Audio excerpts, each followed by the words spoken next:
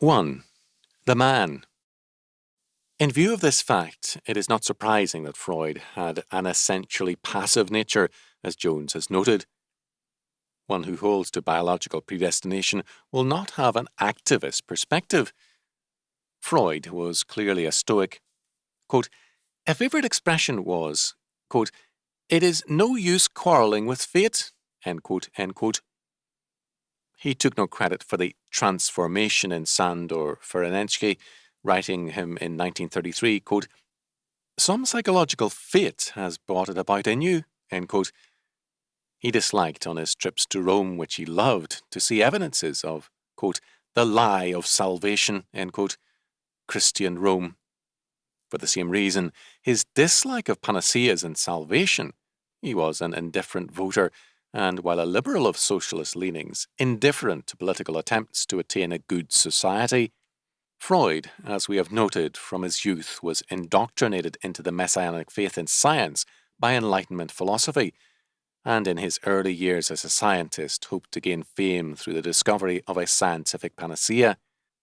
His early research in and enthusiasm for the medical and psychological potentialities of cocaine very nearly cost him his reputation, and his subsequent enthusiasm for Jean-Martin Charcot's ideas on hysteria and hypnotism did not add to his stature. It is easy from these episodes and some of Freud's blunders with reference to cocaine to charge him with scientific incompetence and even quackery. But the imputation is manifestly unjust. Freud's passion was science. Ernest Jones gives the impression at several points that Freud was a man of the strictest sexual morality. Freud himself made no such claim. Writing to James J. Putnam, July the 8th, 1915, quote, sexual morality as defined by society in its most extreme form, that of America, strikes me as very contemptible. I stand for an infinitely freer sexual life, although I myself have made very little use of such freedom, only so far as I considered myself entitled to, end quote. It is a little absurd for Jones to ask us to think of Freud as he impressed Jones as, quote, an unusually chaste person, end quote, and, quote, puritanical, end quote. On the other hand, if we distinguish between love and sex, Jones was no doubt correct in saying, quote, his wife was assuredly the only woman in Freud's love life, and she always came first before all other mortals, end quote. Before their marriage, Freud wrote of his passion for science to Martha Bernays on May the 17th, 1885, stating, quote, I am at the moment tempted by the desire to solve the riddle of the structure of the brain. I think brain anatomy is the only legitimate rival you have or ever will have, end quote. But sex was exceedingly important to Freud, for it represented the essence of man and his energy, so that to combine the liberating power of science with sex was for him a consummation most devoutly to be wished for. Even after his messianic hopes had been set at naught by his own conclusions, they could flare up in flagrant contradiction to his own ideas. Thus, believing as he did in the harmful effects of all known contraceptives, we are told by Jones that, quote, he dreamed of a satisfactory one that would free sexual enjoyment from all complications, end quote.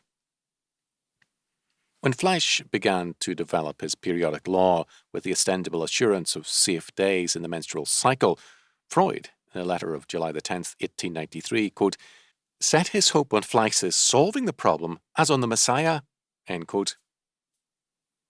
When 2 years later it seemed as though success were nigh, Freud wrote on May the 25th, 1895, quote, I could have shouted with joy of your news. If you have really solved the problem of conception, I will ask you what sort of marble would best please you, end quote. Freud's messianic hopes thus were always real and close to the surface. His stated negation of them was thus governed not by his heart, but by hard-headed conclusions. His quest, Freud believed, was in large measure governed by his nature, his Jewishness. He was, quote, deeply moved, end quote, by an old Jew, he wrote to Martha, July the 23rd, 1882, who asserted that, quote, The Jew is the finest flower of mankind and is made for enjoyment. Jews despise anyone who lacks the ability to enjoy. The law commands the Jews to appreciate every pleasure, however small, to say grace over every fruit which makes him aware of the beautiful world in which it is grown. The Jew is made for joy, and joy for the Jew. End quote. For Freud, to be a Jew meant to be a seeker after joy in the maturest and fullest sense, which meant, in part, being a Columbus, a discoverer, one who pushed out further the boundaries of the world and the potentialities of life. Marriage prospects tempted him briefly, September the 4th, 1883, to, quote, renounce my ambition, end quote, and he resolved to, quote, try and live more like the Gentiles, modestly, learning and practicing the usual things and not striving after discoveries and delving too deep, end quote. It is thus apparent that Freud's harsh conclusions did not come easily to him. They were first of all bitter personal conclusions. Long previously, Catullus had written, quote, I hate and love, and if you ask me why, I have no answer, but I discern, can feel, my senses rooted in eternal torture. End quote. Freud agreed that this eternal torture was all too real. He asked the why of it and answered the question, but his answer was not a cure, but only stoical understanding. Freud did not come happily to his conclusions. They were born out of his own inner experiences, and he accepted their validity with stoicism. And basic to all stoicism is a certain reserve, so that, while Freud was more firmly wedded to his system of thought than any of his followers, his reserve and detachment, usually in evidence, preserved him from many of their follies and left him, in many respects, a pre-Freudian man. We have seen the romantic hope flare up at the prospect of Fleiss's discovery. As a young man, Freud had been the proper and romantic lover. His letters to Martha Bernays are full of simple, romantic love, written, quote, with 10,000 kisses, all of which are to be cashed, end quote. He saw her as innocent and needing protection from harsh realities. Although he urged her to finish reading Don Quixote, he admitted it had shocking qualities. He longed for her picture to give it a place among my household gods. Freud, in his late 20s, wrote Martha of his reactions to the mob in Carmen. Quote, the mob gives vent to its appetites, and we deprive ourselves. We deprive ourselves in order to maintain our integrity. We economize in our health, our capacity for enjoyment, our emotions. We save ourselves for something, not knowing what. And this habit of constant suppression of natural instincts gives us the quality of refinement. End quote. Romantically, he wrote, quote, I am quite prepared to be completely ruled by my princess. One willingly lets oneself be dominated by the person one loves. End quote. On the other hand, even in the midst of all his romancing, Freud's stern realism could assert itself. He could write, quote, don't forget that beauty only stays a few years and that we have to spend a long life together. Once the smoothness and freshness of youth is gone, then the only beauty lies where goodness and understanding transfigure the features, and that is where you excel. End quote. Freud, on the whole, was a romantic lover. When disturbed about Martha, he could write, quote, I lost at once all sense of values, and at moments a frightful dread comes over me lest you fall ill. I am so wild that I can't write more. End quote. When she proved to be well, he wrote, quote, so I was quite wrong in imagining you to be ill. I was very crazy. One is very crazy when one is in love. End quote. Freud was plagued with bowel trouble, which he prudishly referred to as his Conrad. He was a very superstitious man, holding for a time to a numerical periodicity, which would doom him to an early death. He disliked aging and anything which reminded him of it. He was given to migraine headaches, psychosomatic ailments, and fainting fits, fainting twice in arguments with Carl Gustav Jung, and he was much given to provoking trouble and creating crises in his circle of followers.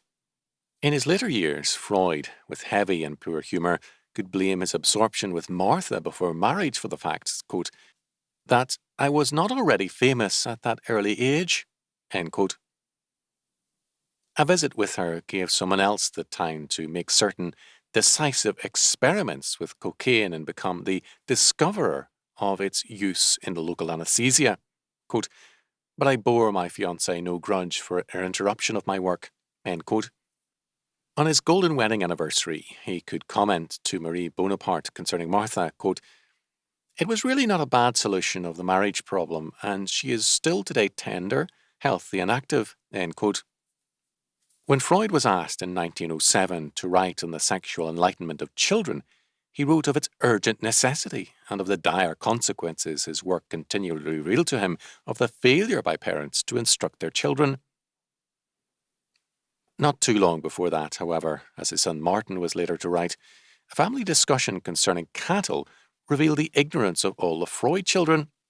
Quote, you must be told these things, father had exclaimed, but like the majority of fathers, he had done nothing whatever about it. End quote. Freud's perversity regarding Vienna and the United States is noteworthy. Vienna rejected him, but while he, quote, always expressed extreme dislike of Vienna, end quote, he actually loved it deeply and hated finally to leave it for England. Nowhere else did he receive the acceptance, following, and outright veneration which arose in many quarters in the United States, and so he chose to despise the United States and indulge in various absurd opinions concerning it. For a man who warred against innocence and held to the radical tension and taint of civilized life, Freud was again singularly blind to many aspects of his own nature. From a Christian perspective, he was seriously guilty of Phariseeism. He could write of himself, quote, I believe that when it comes to a sense of justice and consideration for others, to the dislike of making others suffer or taking advantage of them, I can measure myself with the best people I have known. I have never done anything mean or malicious, nor have I felt any temptation to do so, with the result that I am not in the least proud of it. I'm taking the notion of morality in its social, not its sexual sense, end quote. For one who pointed to the sadomasochistic roots and elements in all men, this was a strange assertion of innocence. He was naive in reporting praise, even from sick patients. Quote, does the professor talk to God? End quote, Hans asked his father on the way home. Quote, as he can tell all that beforehand? End quote. I should be extraordinarily proud of this recognition out of the mouth of a child if I had not myself provoked it by my joking boastfulness. End quote. Another aspect of Freud is usually bypassed but needs attention. There is no better and no more amusing example of pre-Freudian prudery concerning sex than Freud himself, and many of his attitudes are rooted in his strange and ambivalent attitude towards sex, a mingling of worship with dread, so that it was almost both God and devil to him. It is quite possible that a future age may choose to see Freud as the classic example of a strange and fantastic prudery. Note, for example, this passage, which is so basic to his perspective. Quote, probably no male human being is spared the terrifying shock of threatened castration at the sight of the female genitals. We cannot explain why it is that some of them become homosexuals in consequence of this experience. Others ward it off by creating a fetish, and the great majority overcome it. End quote. To the cynical post-Freudians, Freud himself has become ludicrous. This pre-Freudian romanticism is in evidence, however, among the devout Freudians in their assessment of their master. Ernest Jones's 3-volume biography reads often like a work from another era in its uncritical dedication and devotion to the master. Quote, one feels that no one could ever have lied to him, not only that it would have been useless, but any wish to do so would have melted in its presence. End quote. Jones could write that after his long catalogues of Freud's naive illusions concerning his followers and his readiness to believe his favourites in strange ways. But Jones concludes, quote, And so we take leave of a man whose like we shall not know again. From our hearts we thank him for having lived, for having done, and for having loved. End quote. Even more tellingly in this context is the fact that the Freudian circle, romantically united to one another by rings bestowed on the members by Freud himself, was plagued not only by very serious bitterness and fighting, but by serious mental, emotional, and other psychological disorders. Even the devout Jones recorded, quote, the failing mental integration on the part of Otto Rank and Sandor Ferenczi, end quote, in the immediate circle, and the scandals associated with followers like H.W. Frink, and this was only the most flagrant aspect of the situation. This fact is important, and much of the piety of Jones and others would seek to veil it, is necessary to an understanding of Freud. A sympathetic understanding, Freud shunned biography and autobiography while basing his theory on it. He held to a classical reserve and dignity in all matters personal, but Freud never denied that the sources of his theory were autobiographical, nor that his followers had insight precisely as he did, out of bitter internal conflict which had ripped off the hypocritical mask of social conformity and repression. They were veterans of a basic warfare, and they had been made both weaker and stronger by that warfare. They were weaker in that they could not live in terms of the illusions of other men and in hope through the lie of salvation, stronger because they had, out of their own exhausting battle, gained not cure, which was an impossibility, but understanding. It is thus possible to go far more deeply into the mental and moral aberrations of Freudians then and now than we have any intention of doing, and it would accomplish nothing, except perhaps to confirm the Freudians. They have, after all, faced the reality concerning themselves. The basic issue, then, lies elsewhere. Is the Freudian diagnosis and prognosis true?